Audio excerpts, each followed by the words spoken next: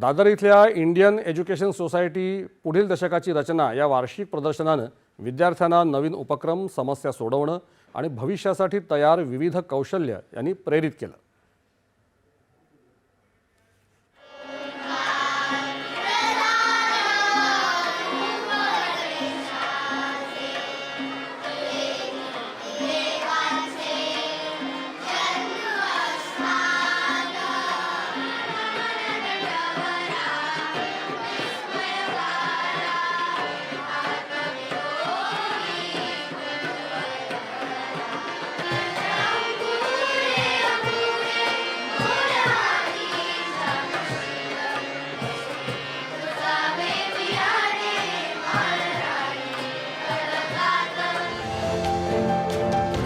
Indian education society Orion शाळा दादर यांचं वार्षिक प्रदर्शन पुढील दशकाची रचना मोठ्या उत्साहात आयोजित करण्यात आलं।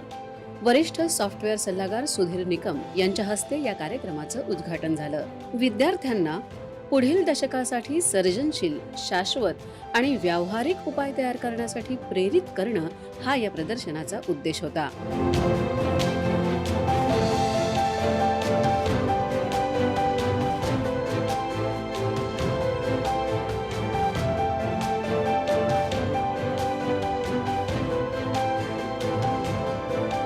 बालवाडी, प्राथमिक आणि माध्यमिक विभागातील विद्यार्थ्यांनी कल्पनाशक्ती आणि अनेक विषय एकत्र आणून शिकण्याची पद्धत यातील शिक्षणाचं प्रतिबिंबित करणारं विस्तृत प्रदर्शन सादर करण्यात आलं।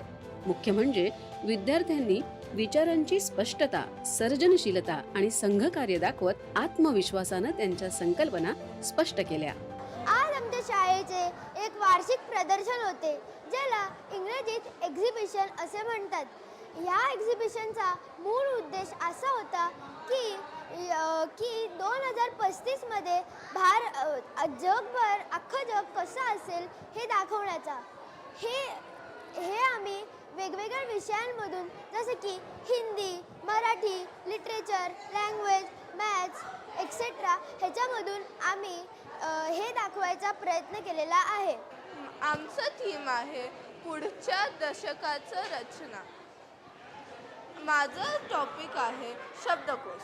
शब्दकोश म्हणजे एखाद्या भाषेतील माहिती देणारे पुस्तक किंवा साधन।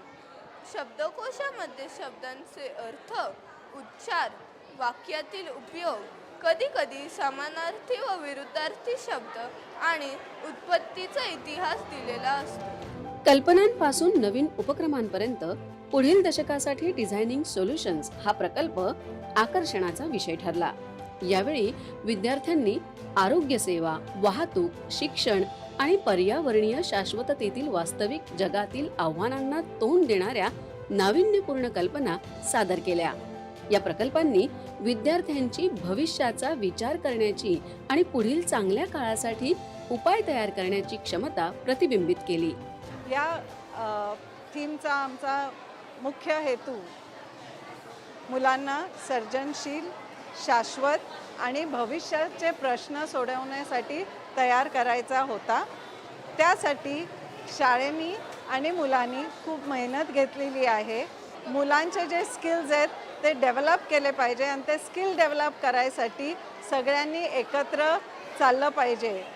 शाळेचंच कर्तव्य नव्हे तर हे पालकांचं आणि मुलांनी एकत्र येऊन पुढच्या भविष्यासाठी वाटचाल केली पाहिजे।